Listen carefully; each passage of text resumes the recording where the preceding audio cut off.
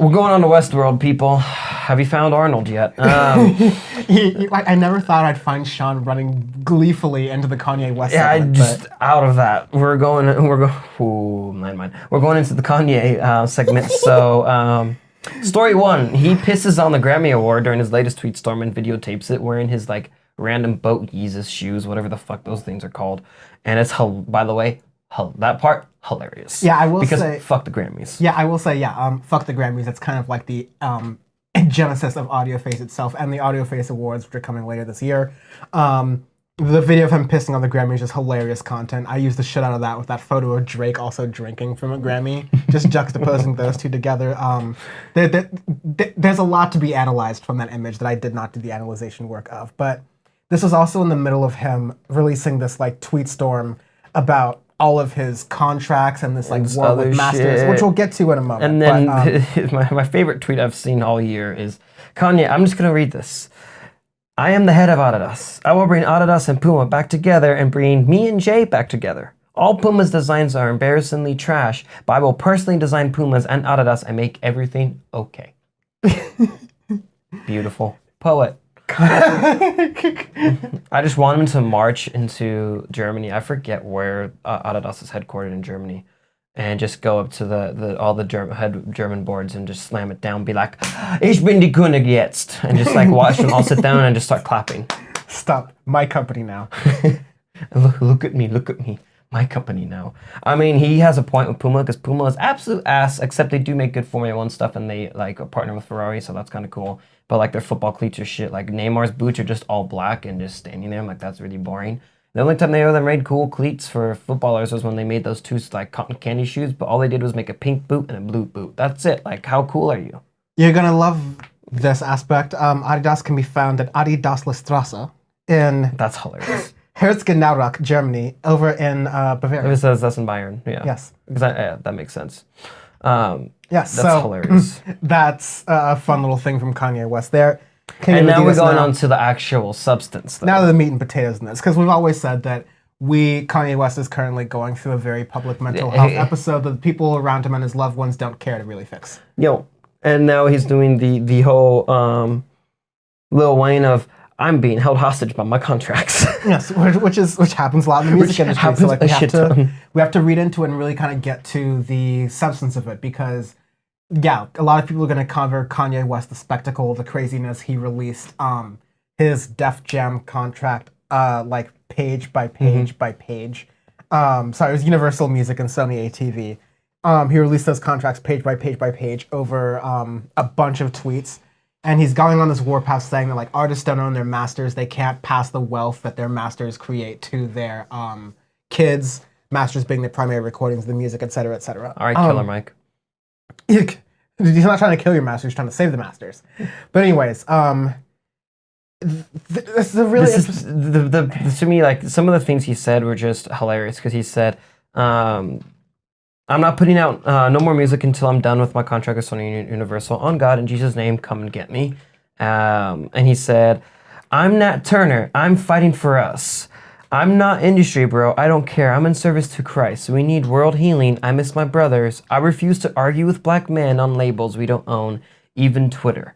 The fact that he said, I'm Nat Turner, like, bro, you said slavery sounds like a choice to me. You're not even close to being Nat Turner. Go, like, find a railroad and just lay there for a little bit, my guy. Like, Jesus I'm Christ. the ghetto Oprah. He also did say, I'm the ghetto Oprah, but you're nowhere close to being Nat Turner. National fucking hero. There was an article by Noah Yu in Pitchfork, and it's Pitchfork, but I think Noah did a pretty good job in this describing this article itself to kind of like describe the contracts of the context of there are these really ridiculous contracts that artists get into the record labels. Record labels suck ass. Let's add some context to that. So again, quoting Noah Yu at Pitchfork. Under the rules laid out in the 1976 Copyright Act, artists can reclaim their master recordings from a label 35 years after a given record's release. That's why like the Beatles stuff went on sale about a decade ago and stuff because of that.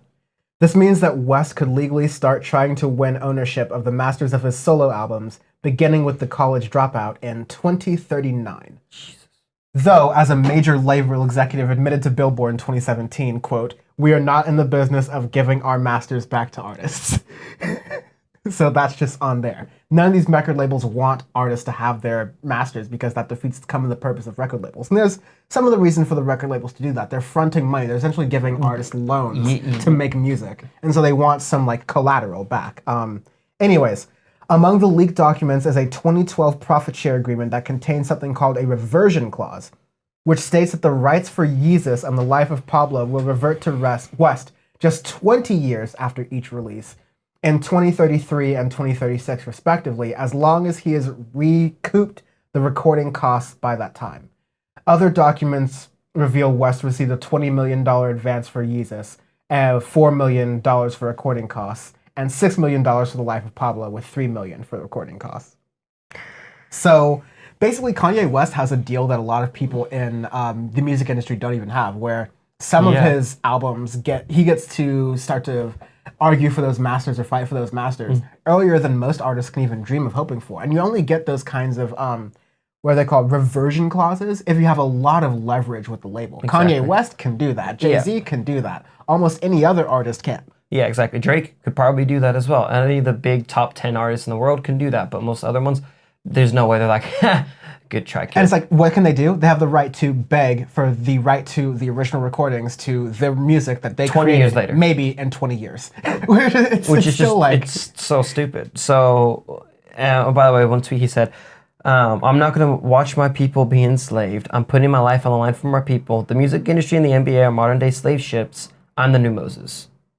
Again, he did say, slavery sounds like a choice to me, so take it with a grain of salt. But he is right about the music industry in some regards, for sure, because how many times have we said or pointed out shitty things that record labels have been doing to artists? It's ridiculous. I mean, there is a line in one of the Big Sean's songs where it's like, we do music for 20 cents a song or something like that. Yeah. I'm like, that's hilarious. It's true. Sad but true. To get a last little bit of perspective, music copyright lawyer Lisa Alter said, on the one hand, he's pointing a finger at an industry in which the balance of power has been dramatically skewed in the favor of the label as opposed to the artist, and there's no question about that. For sure. But the manner in which he did it and choosing his own contract as the example is really where the message gets diluted. Because Kanye West, while arguing for this, is like in a really favorable position.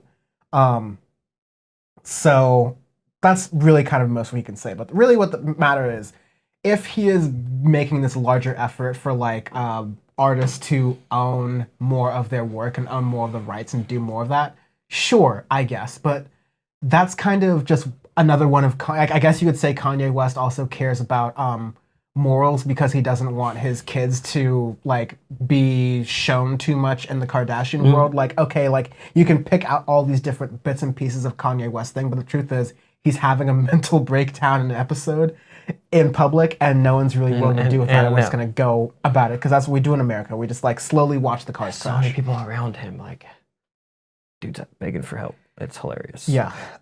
It's hilarious in like a dramatic, terrible, like, yeah, exactly. Can't believe it's happening way. But that is Westworld. Again, we'll continue to cover it as it pertains to the most like relevant things in music, but someone please get Kanye help.